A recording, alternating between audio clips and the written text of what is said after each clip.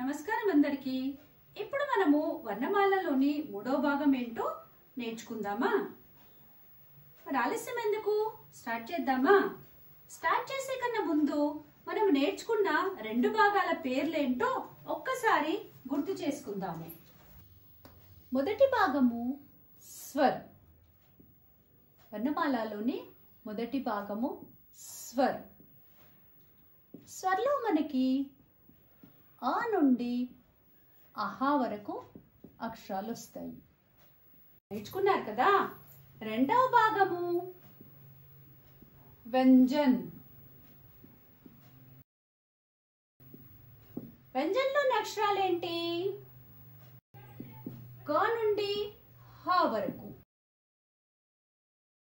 ఈ వ్యంజన్లో ఊష్మ వ్యంజన్, అంతస్తు వ్యంజన్, వర్గ్ అనేవి కూడా నేర్చుకున్నారు. గుర్తున్నాయా? మూడో భాగం వచ్చేసి సంయుక్తాక్షర్.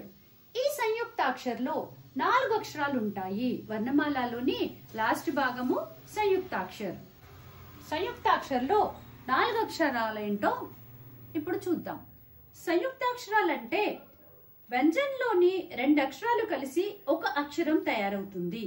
దాన్ని సంయుక్తాక్షర్ అంటారు. ఎలాగంటే ఫస్ట్ మనము సంయుక్తాక్షరం ఎలా రాస్తారో చూద్దాం. సంయుక్తాక్షరంలో మొదటి అక్షరం ఏంటంటే క్ష. క్ష ఎలా రాస్తారంటే మొదటి స్టెప్ లో ఒక నిలువు గీత, సెకండ్ స్టెప్ లో అదే నిలువు గీతకి ఒక అడ్డు గీత, ఆ అడ్డు గీతకి ఇలా బయట నుండి లోపలికి ఒక గీత రావాలి.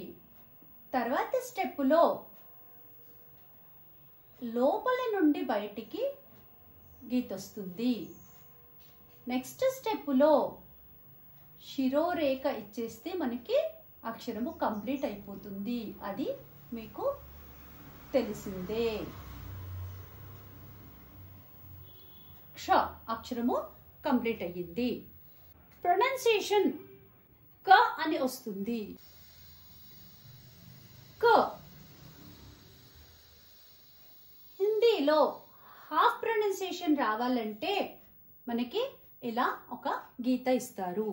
కింద ఇలా గీత ఇస్తే అది హాఫ్ ప్రొనౌన్సియేషన్ అవుతుంది. హాఫ్ అంటే సగము. క కా కాదు, క. క ప్లస్ ష ఒత్తి పలకాలి. ష. ఇప్పుడు మనకు అక్షరము రెడీ అయిపోయింది. అదక ష. క్ష. అద అంటే హాఫ్, తెలిసిందే కదా. అదక ష. క్ష అక్షరము రెడీ అయిపోయింది. క్ష. నెక్స్ట్ అక్షరం వచ్చేసి త్ర. త్ర ఎలా రాస్తారంటే ఒక నిలువు గీత, ఆ నిలువు గీతకి 2 అడ్డు గీతలు. ఇప్పుడు అక్షరము రెడీ కావాలంటే మనకి శిరోరేఖ. శిరోరేఖ ఇచ్చేసాం కాబట్టి అక్షరము రెడీ అయిపోయింది. త్ర. ఈ అక్షరాన్ని ఏమంటారు? త్ర. ఏ 2 వ్యంజన అక్షరాలతో ఈ అక్షరము తయారైందో చూద్దాము. మనకు ప్రొనౌన్సియేషన్ లోనే అక్షరాలు తెలిసిపోతుంటాయి. త్ర, ర, త్ర. త్ర అంటే ఇప్పుడు ఏం చేయాలి మనము? త. తాని తాగా రాయద్దు కదా. హలంత్. హలంత్ ఇచ్చేస్తే మనకు త అనే అక్షరము హాఫ్ అయిపోతుంది. అదత ర. అదత ర. త్ర. అదత ర. త్ర. త్ర అక్షరము పూర్తయింది. సంయుక్తాక్షరంలో 3rd అక్షరము జ్యా. అసలైతే జ ప్రొనౌన్సియేషన్, కానీ అందరూ గ్యా గ్యా అంటుంటారు. ఈ అక్షరాన్ని ఎలా రాస్తారంటే మొదటి స్టెప్ నిలువు గీత, ఈ నిలువు గీతకి అడ్డు గీత, ఈ అడ్డు గీతకి ఇలా రా మాదిరి రాయాలి.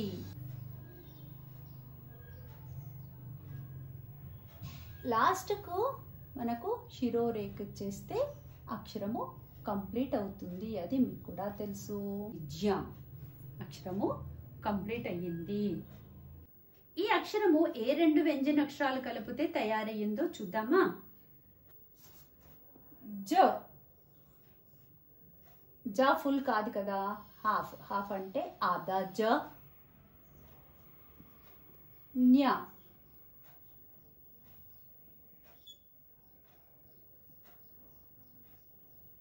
న్య ఆదా జ న్య ఆదా జ న్య.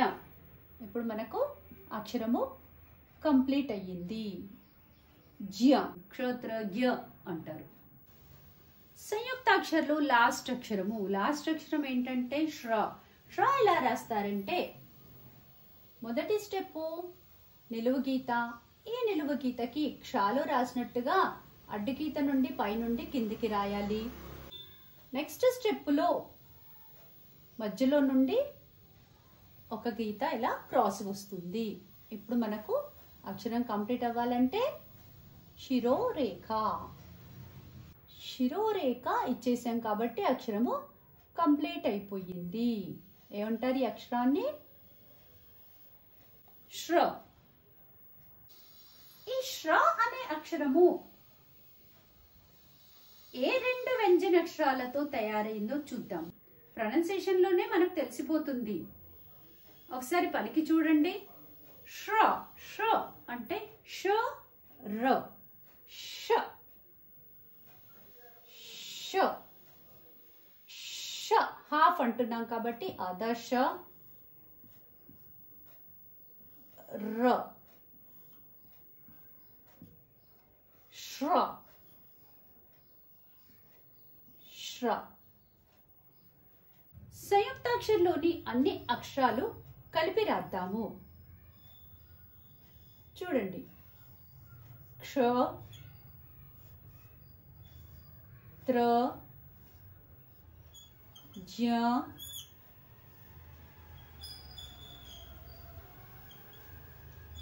శ్ర.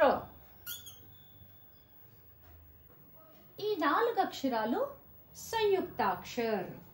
సంయుక్తాక్షరాలు క్ష త్ర జ్ఞ శ్ర. ఇప్పుడు మన డబుల్ ధమాకాలోకి వచ్చేద్దామా? మన డబుల్ ధమాకాలోని అక్షరాలు చూడండి. తెలుగు అక్షరాలు అళ క్ష బండిరా. హిందీ అక్షరాలు క్ష త్ర జ్ఞ శ్ర. ఇవండి ఈరోజు అక్షరాలు. ఈ అక్షరాలతో కూడిన పదాలను చిత్రాలను చూద్దామా? क्ष से क्षत्रिय, त्र से त्रिशूल, ज्ञ से ज्ञानी, श्र से श्रमिक,